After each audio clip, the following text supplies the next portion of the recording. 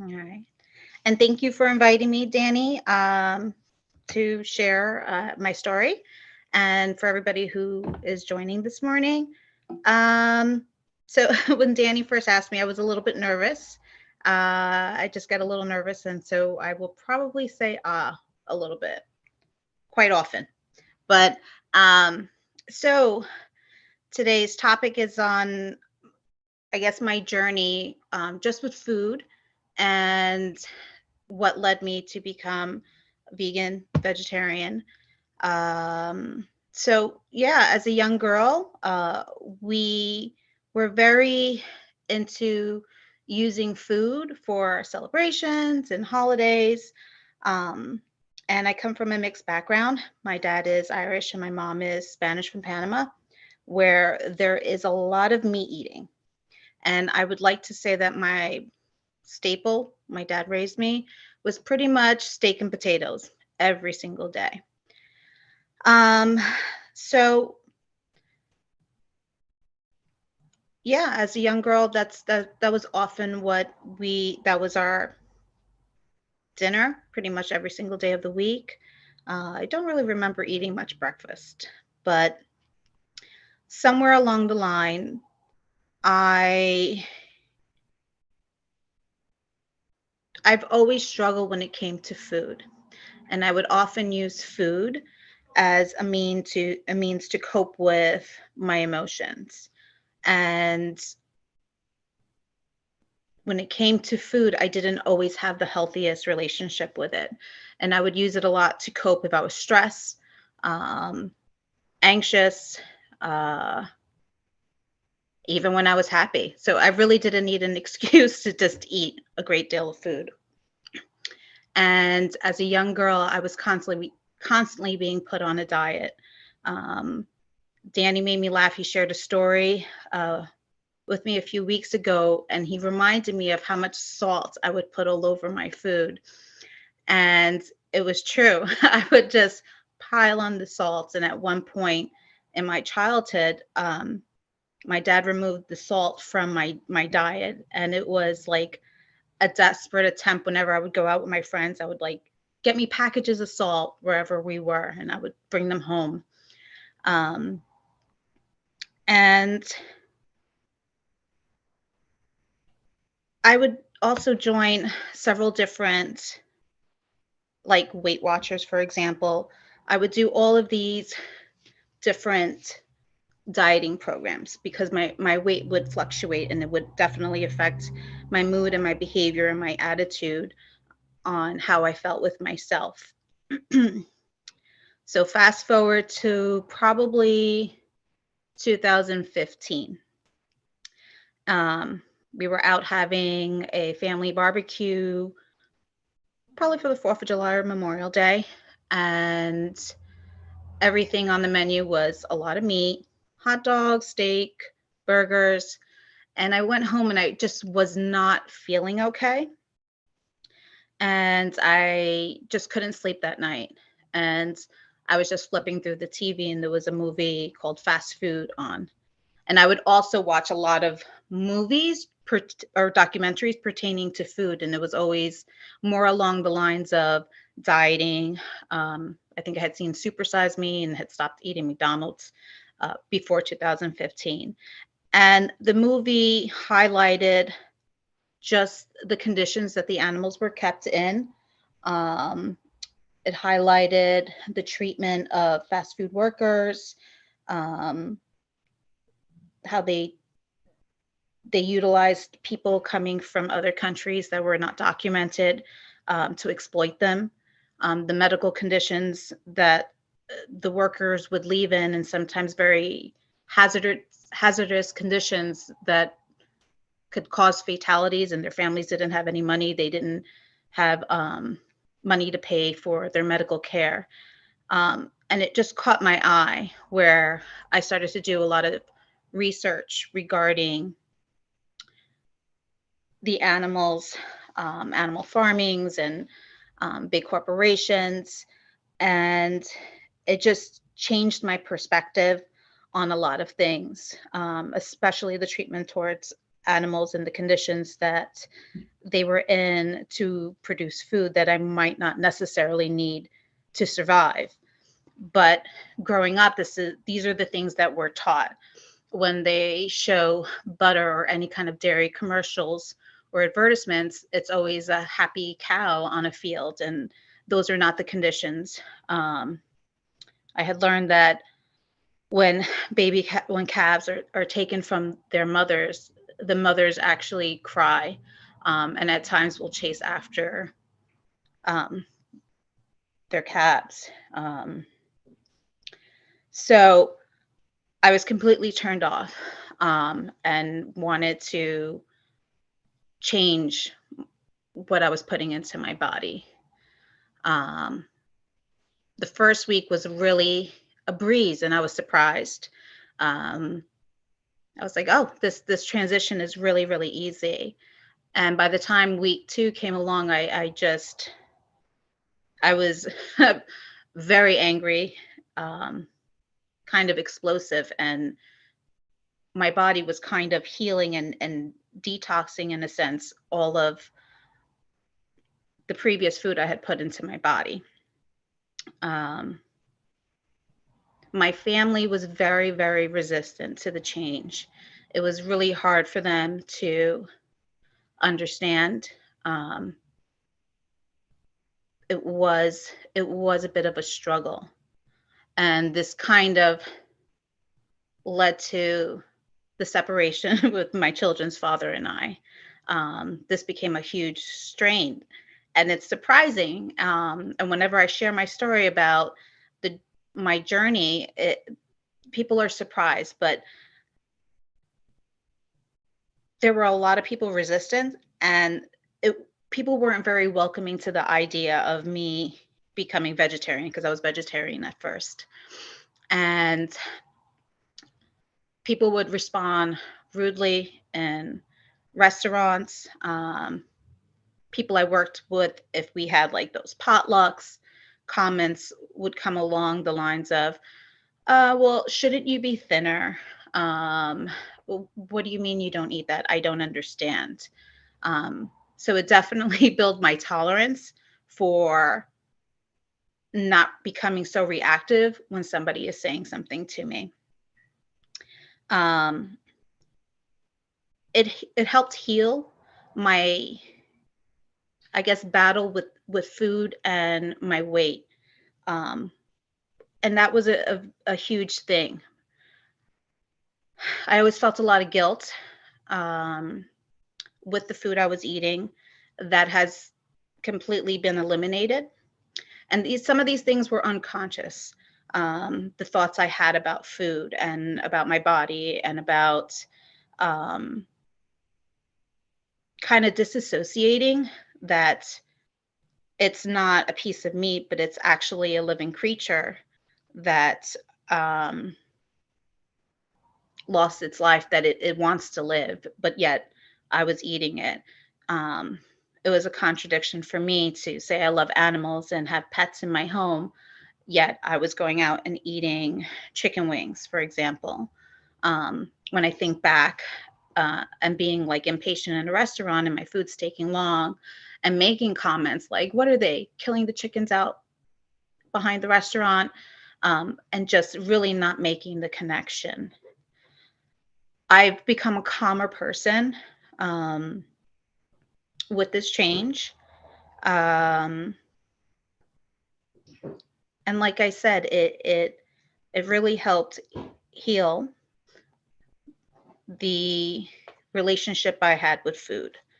Um, one of the things, when I was a young girl, I had always loved the movie Charlotte's Web, and became extremely emotional. I don't know how many of you have seen that movie, but when the pig is like crying and says he wants to live, always touched me. And later on in life, watching it, um, after I had become vegan, it was like, oh my gosh, it it affected me so much more, and it made sense why I felt so sympathetic to the pig, because he's crying because he wants to live. So that kind of went a little bit off track, but at this point, a lot of the challenges I had with food, like I said, diminished. I feel better about what I eat. I'm able to sleep better. And I don't have this sense of guilt when I eat. So yeah, I don't know if anybody has any questions, if you wanted me to share a little bit more.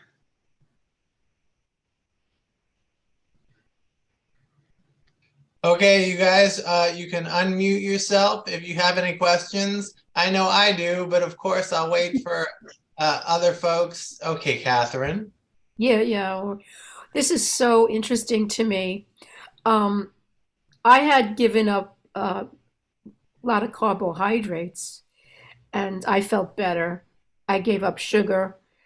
I struggle now with eating constantly and I reverted back to bulk.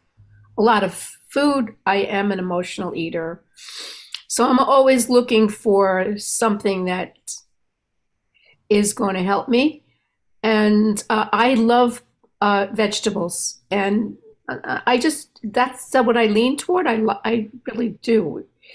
So I'm going to be going on a detox soon, but I wanted to know what kinds of things fill you up. I mean, I have no idea. I have no idea without things like potatoes or bread or things that are good for you.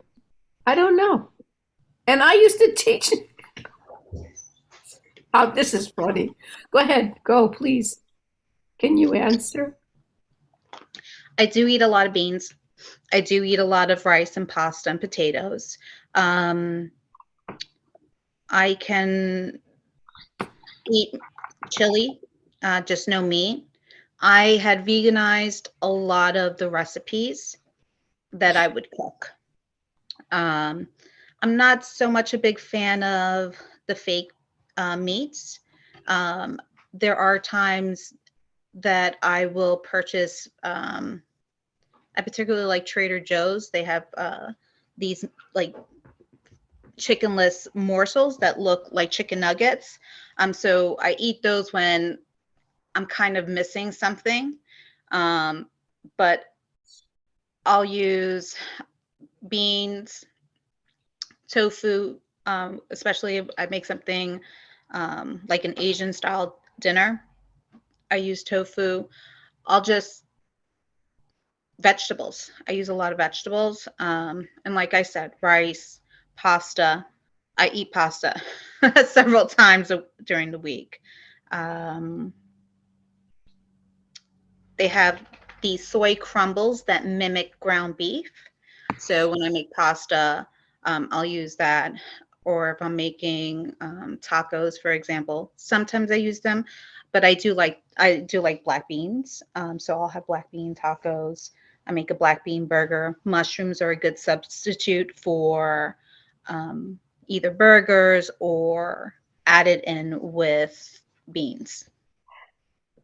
I make a shepherd's pie using lentils, mushrooms, onions, peppers.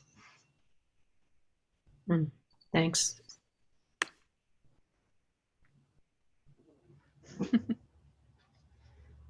So now you're a mommy, right, Jennifer? Oh, yes. I have 4 children. Okay, tell us about your children and how they dealt with the new vegan lifestyle. Yeah. So they were younger, and they were very shocked. And, well, what are we going to eat? What do you mean? You're not going to make us our favorite steak or chicken. There's a chicken that I would make, and they would refer to it. The name was literally my favorite chicken, and it was just like homemade chicken nuggets. Uh, so they have to pretty much eat whatever I cook, and a lot of the times they they didn't even realize I had swapped things out. Where it's at a point that they actually prefer some of the vegan meals that I make compared to when I would make it either with chicken or meat. And one of them, I would make like empanadas, but I use those soy crumbles that I had mentioned. So they love those. Um, they love just chili. Yeah, they love. One of my children had become vegetarian for several years, um, but then she went back to eating meat. Another, my oldest, she doesn't eat meat or pork, but will eat chicken occasionally. And then my two younger, they still eat it. In my home, I have two different. I have two fridges, and one, if they want to have any sort of meat or chicken, that has to be kept in that fridge, and then my fridge is just for vegetables and nothing to do with meat. And Now, we have Jennifer, separate cookware too, and oh, utensils. Catherine, you unmuted yourself. Is that right? Do you have a question? Do you want me to mute now? Oh, yeah. I mean, it doesn't matter. I mean, I was just curious. Okay, but I've got another question. Now, Jennifer, you see that me and Sybil have the dogs. Now, you have a dog. I think you have a dog, and you have a lot of other animals. Like, how do you? Are all your animals vegetarian, vegan? No, no. So I have cats, and they're naturally by nature carnivore. So I have to give them meat they could get. They'll start to get sick. So I have three cats. I have two dogs. One is like laying here next to me. She's under a blanket. She likes to cuddle up and feel my warmth. And my other one, thankfully, is quiet. She's sitting on my sofa because she's a bit of a yapper. And they eat meat. I will purchase them the dog food. And then I have four guinea pigs that are vegan. They don't eat any meat. So they eat oh my goodness, I probably buy lettuce every single day or every 2 days. They eat a lot of green vegetables. They can't eat iceberg lettuce, but they eat every other type of lettuce. Peppers. As treats, they can have a tomato, like a cherry tomato, once every other day. Fruit they can have like once every other day because it's too sugary for them. They eat a lot of hay, and they had become. I love my little guinea pigs. Um, they recognize my voice. They know when I come home from work, not just like the dogs and the cats, but actually the guinea pigs. Um, and they'll call out to me if they hear me coming in, and they make like if you ever watch videos on guinea pigs, it's a very cute sound. And whenever I have company and they've never been around guinea pigs, they'll just like sit and watch them eat. And I've noticed this with like every person. They just will watch them eat, and they're with their little teeth, and they're like just munching the food. My dog, one is named Samoa after the Samoa Girl Scout cookies. Um, Bella, she was rehomed to me, so we kept her name. We have Milano cookies. You see the pattern here with food. um, Bowie and Bowie was my oldest daughter's cat, which um, she just stayed with me when I moved upstate, and my daughter moved to Brooklyn. Binks we had found when she was 2 days old, and I had to like feed her a bottle. It was like having a newborn. She was eating every 2 hours. So I'm literally like her mother. It's not like I'm living in her house. I'm her mother. And then the guinea pigs, um, we have Nickel, Pepper, Gizmo, and Bandit. So Bandit named after Little House on the Prairie dog, Gizmo after the Gremlins. We had inherited another guinea pig. She had passed away, and her name was Penny. So when I had gotten Nickel, because guinea pigs need to be partnered up, otherwise they get very depressed and feel lonely. When she had passed, so when I had her, since her name was Penny, we named her Nickel. And then when she passed away, we had gotten another hamster for Nickel, and we just named her Pepper because she looked like pepper flakes. So you have a lot of animals, and they all get love, and they all love you, and I'm sure the kids too. Love everybody. You know, I'm sure there's a lot of love from animal to animal, human animal to animal animal. Yeah. um, but but you're such a sensitive soul. How could you watch the torture of animals on these documentaries? I mean, how could you complete a documentary like that? I don't understand.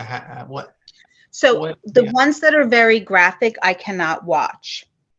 I could listen to them talk about what has happened to animals, but only for, so it's small spoonfuls of it, because I couldn't. There is a lot of guilt. Like when I think about what has happened and my own behavior, and contributing to what is done to animals. Um, I do subscribe to a lot of different vegan and vegetarian groups on Instagram and Facebook. I do block any of the ones that are more graphic. I don't, even though these things are very horrific, I don't think seeing something so graphic is going to change someone who doesn't want to change or want to. Um, I don't watch them like that. So the fast food one, that movie that changed me, it wasn't too graphic. Um, the only thing that they really showed was more along the lines of the workers, and the injuries they had. And it was a movie. That one wasn't so much a documentary. What the Health, they didn't show anything, and What the Health was more around the conspiracies on big companies. And like, I don't know if anybody's ever watched it, but for example, the Heart Association promotes, um, especially when it comes to breast cancer, yogurt, and yogurt is not the healthiest thing for women to eat. uh, Vegucated Vegucated was also pretty mild. That is also a very good one to watch. And it was um, three big time meat eaters learning about what animals go through. So even like when it comes to fish, when someone's fishing for them and they're being brought up, their body goes through trauma and shock, and we're ingesting that trauma and shock into our bodies when we're eating the fish. Um, so I think two of them became vegetarian, and the other person went back to eating meat. And then Forks Over Knives. Um, that one is by Joaquin Phoenix. That one, I really don't remember them showing anything. Um, and it just talked about the health benefits of not eating any sort of meat or chicken. Um, there was a new one that had come out just regarding our oceans and fishing and farm fishing, but I don't remember the name of that. But I limit anything graphic. All right. We're gonna do a brief check-in on everyone, starting with you, Jennifer. How are you feeling right at this moment? I feel calm. Okay. Sandy, how about you? How are you feeling? Unmute yourself. I got a sore throat and I'm coughing and I can't use my asthma pump because it stopped working. And the only way I could use it is if I get another one and call the insurance to do it early. And it's the end of this month to do. So I'm just going to suffer with it. But it's my Sandy, allergies. how are you feeling emotionally? Huh? How are you feeling with your emotions right now? My emotions feel fine right now. All right. Let's see. Sybil, how are you feeling right now? I'm doing good. I found this talk really interesting. I don't eat a lot of meat, but I don't consider myself a vegetarian. I just really don't care for the taste of meat that much, so I don't eat a lot of it. Maybe a little in chili, maybe stuff like that, but that's about it. But I'm doing good. Thanks, Dan. No problem. Catherine, how are you feeling right at this moment? I feel very good. I feel grateful, and thank you for the talk. Very interesting. And I do, if we have time later, I have one more question, but I am feeling pretty good. Thank you very much. Yeah, we have until 1 o'clock, guys. So think about all your questions, and then I'll prompt you to question Jennifer. Frank, how are you doing? Are you there, Frank? Come on. Hi, can you hear me? Yes, Frank. Have you been listening the whole time? I've been half and half, yeah. Okay. Try not to use so much half and half in your coffee. Okay, so Frank, how are you feeling right now? I'm okay, yeah, thanks. Yeah, You're feeling okay? yeah.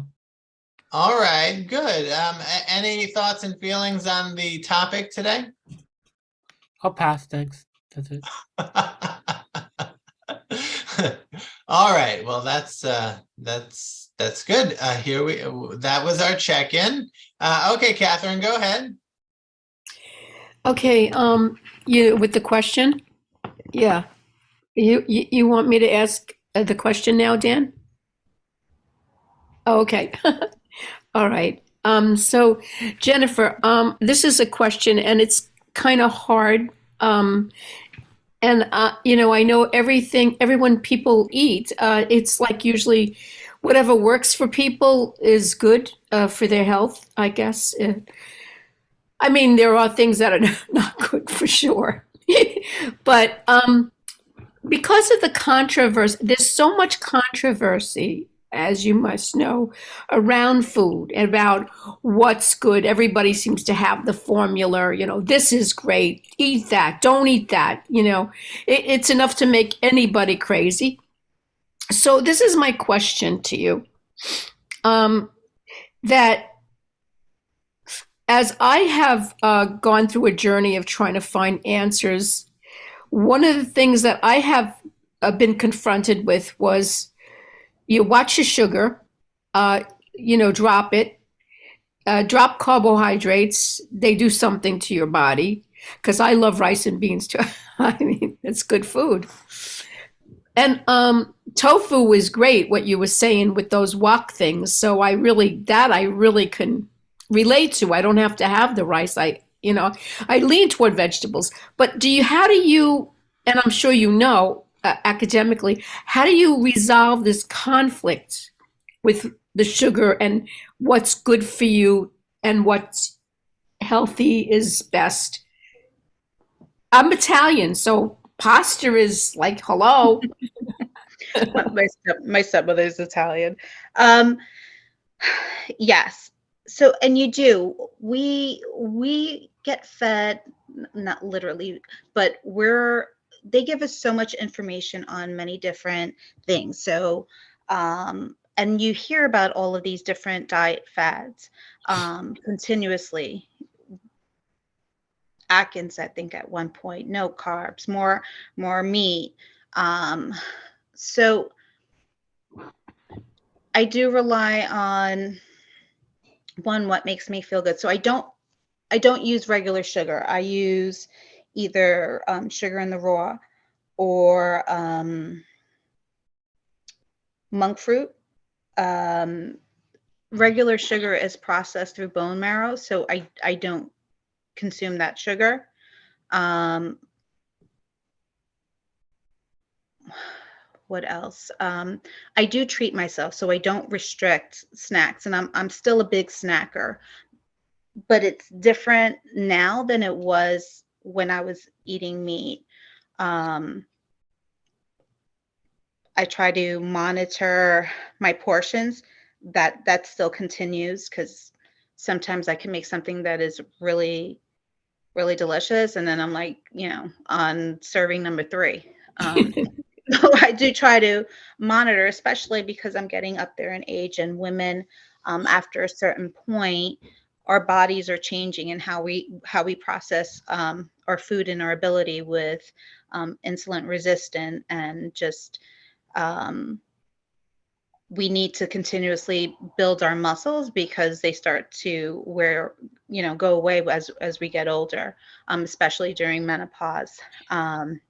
So we have to be mindful of our protein and moving, walking, moving, and trying to build muscles.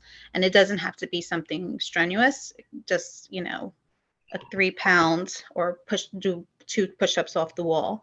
But I kind of lost track of whatever I was saying, and I don't know if I answered your question Oh or if no, it was you're more wonderful. specific. You're just Okay. wonderful. No, you're very I get wonderful. flooded with all these different ideas all at once, often, so I kind of will jump around.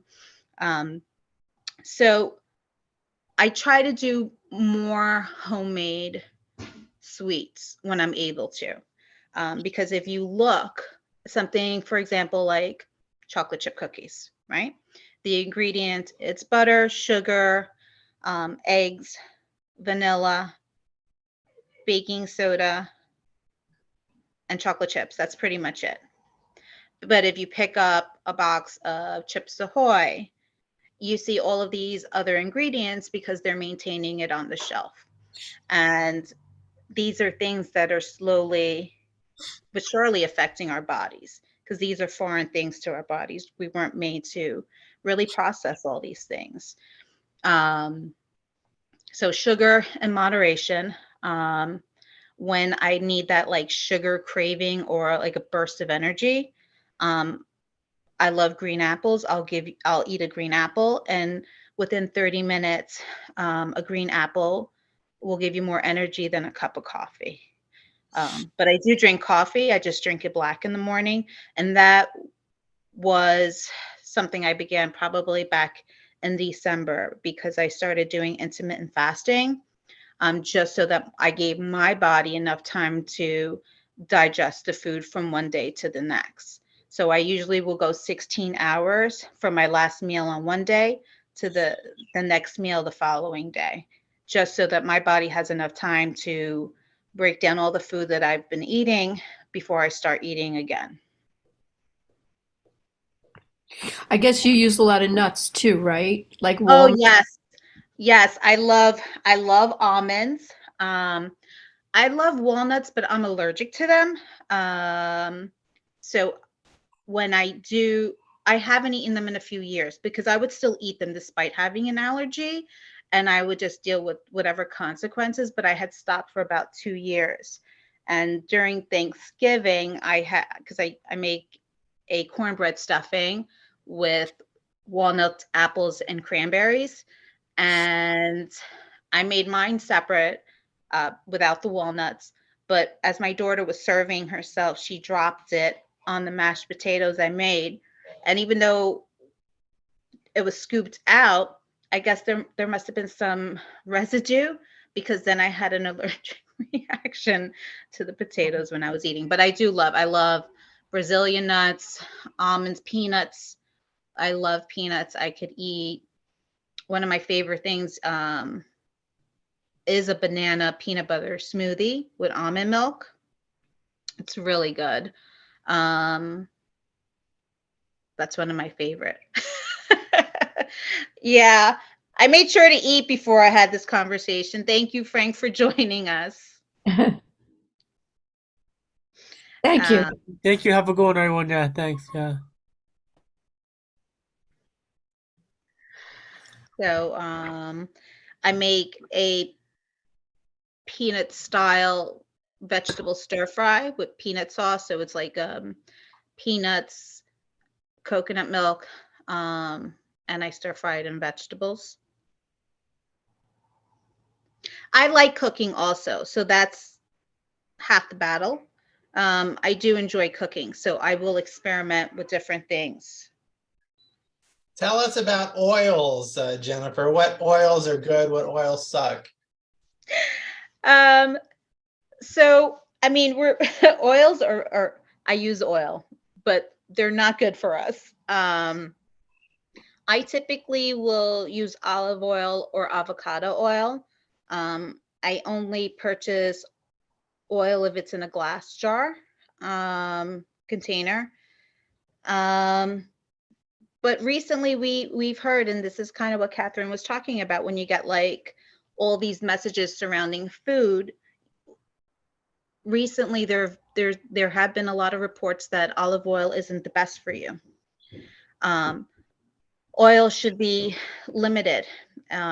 You shouldn't really have a lot, but I do use it to make my sautés. So I will use olive oil or avocado oil.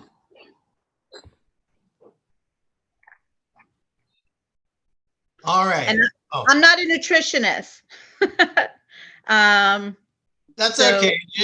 Your experience is still very valuable to us. All right, so let's give ourselves 2 minutes of silence to sort of just process everything that's been said. I will watch the clock, and then we'll ease ourselves back into it.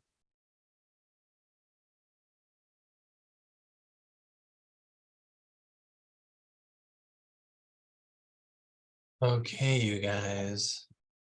All right. Sybil, do you have a question for Jennifer?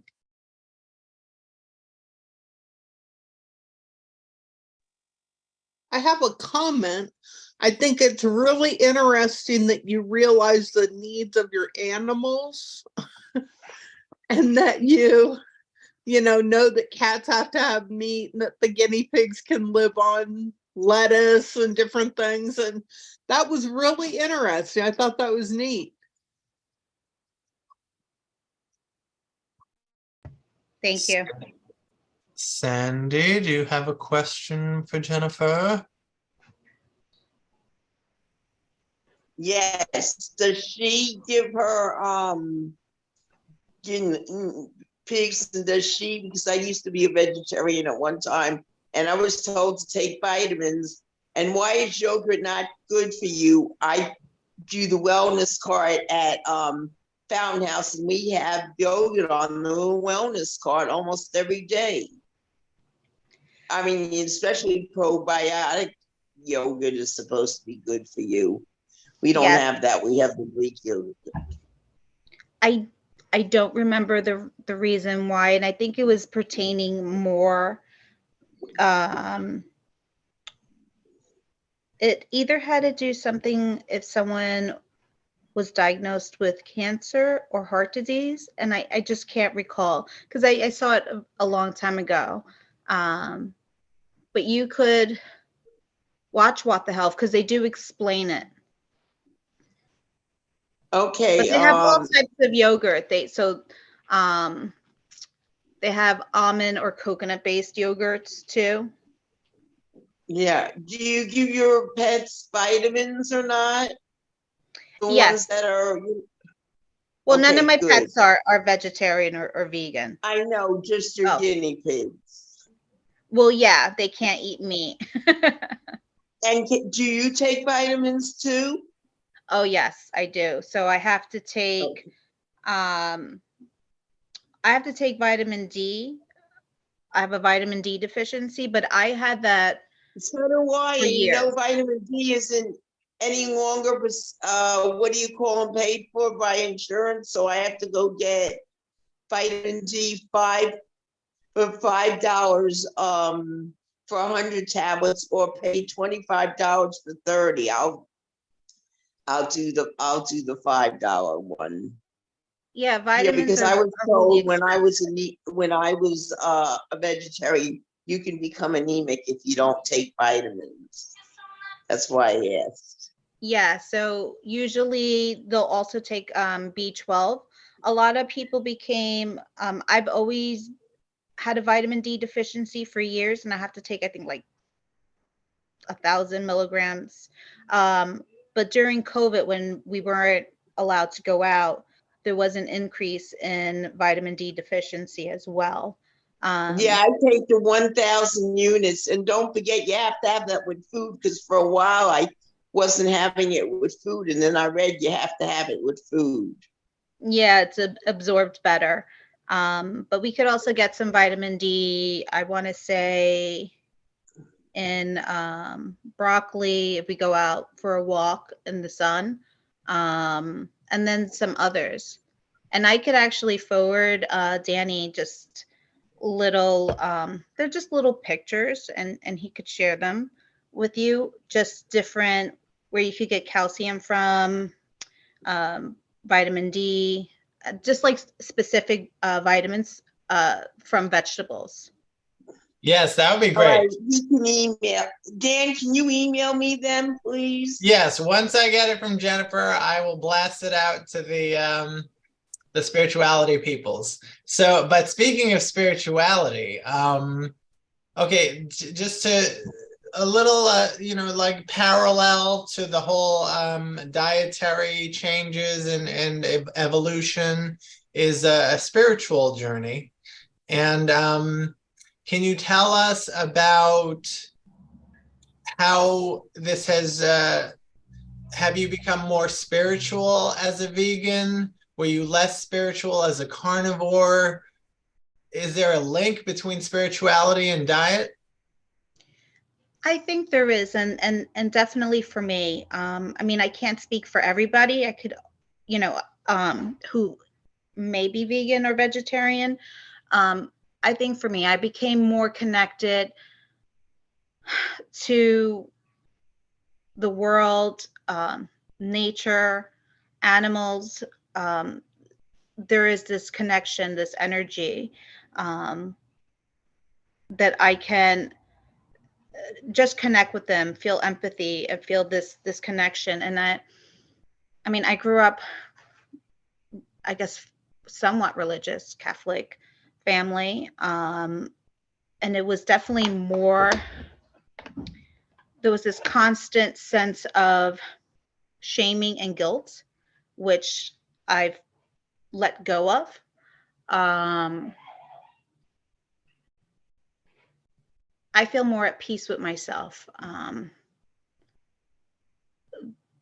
There's just this joy when I'm with my animals, when I see animals, when I am just out in nature. Um, there is a calmness internally, for me, that I don't think I had when I would consume meat. Okay, that's very interesting. And what is the difference between your relationship with four-legged animals and the relationship with human animals? Well, so now we're going to talk about humans. That's a different thing. No. um, you know what? Sometimes humans really get on my nerves. But it's more along the lines when I come to interactions with certain adults, and it may be their lack of understanding or sensitivity to things that are happening in the world, and there is this disconnect, and it's like they just don't get it. um Children, I don't feel like I work with children. um so it's, yeah.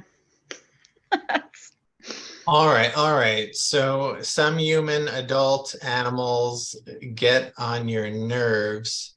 And so what is that quality in humans that gets on your nerves?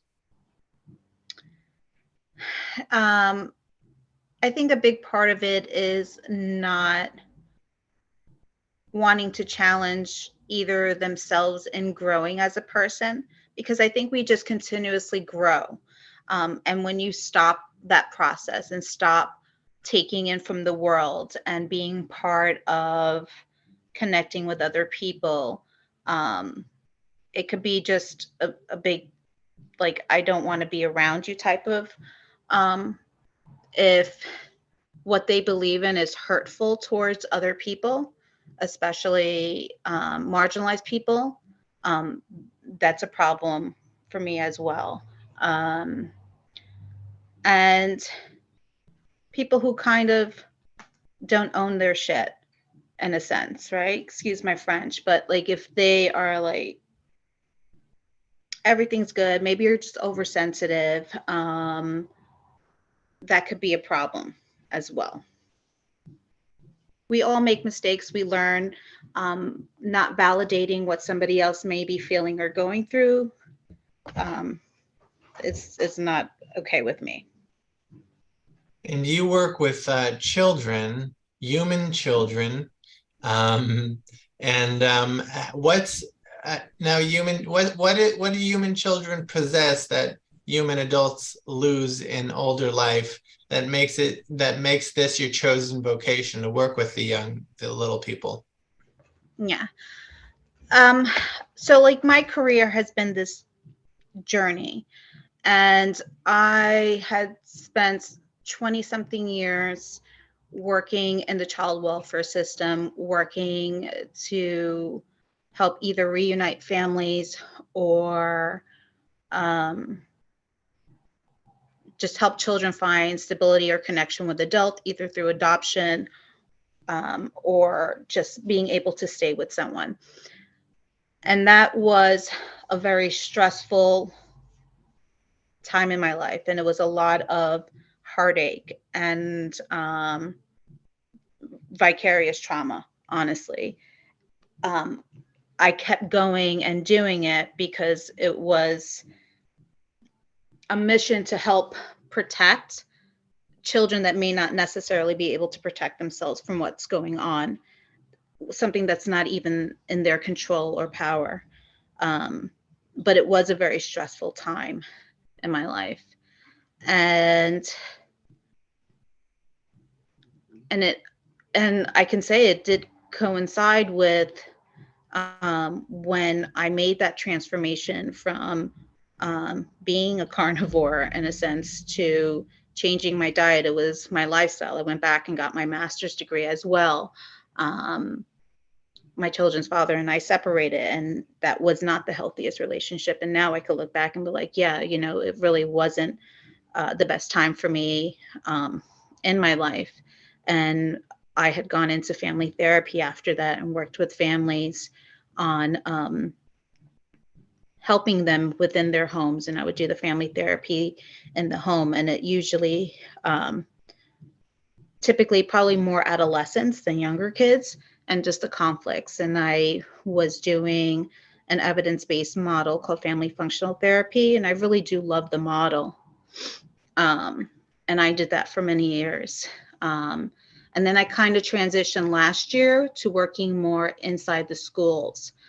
So I was doing, at that time, my title was Youth Development Coordinator. And I would go into the different districts and provide support for marginalized students.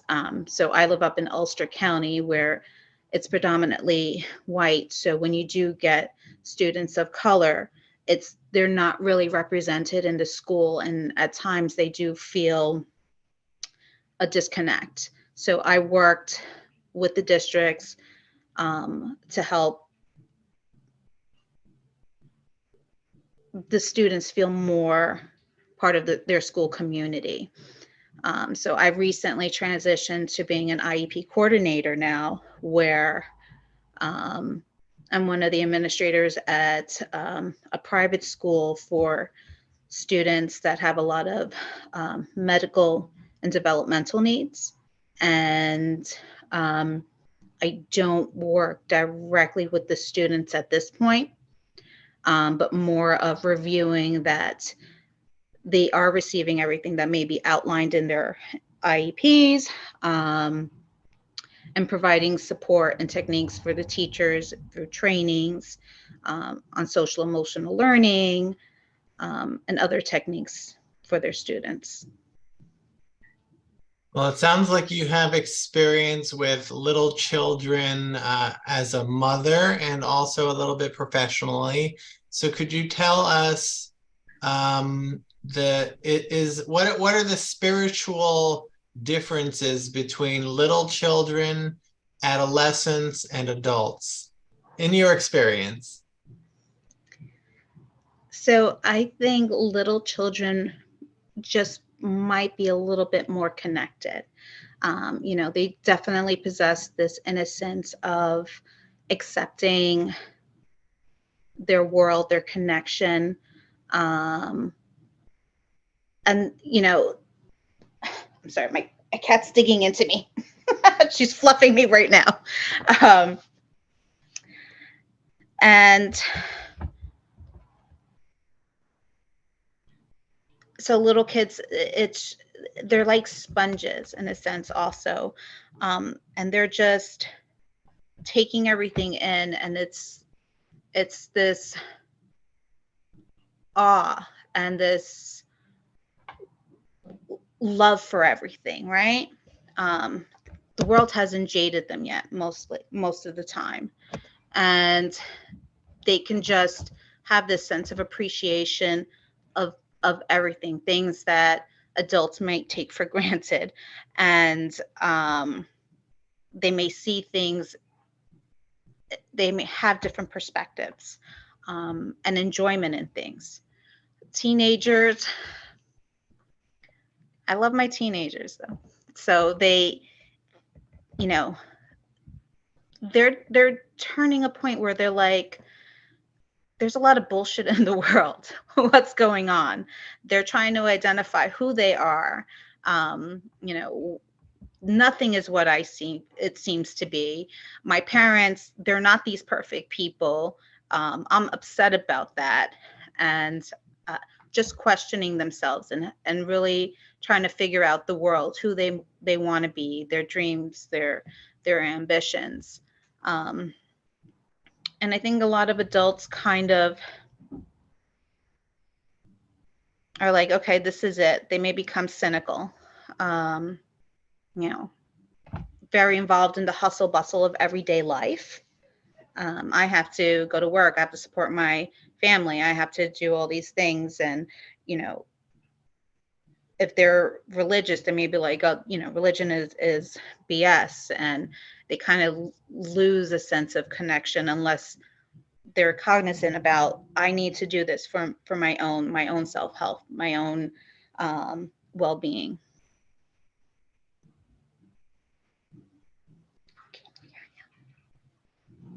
So for in pursuit of happiness and peace of mind, what do you recommend for adults to start doing? You really have to take care of yourself. And I think, and this I think especially holds true if you are a parent.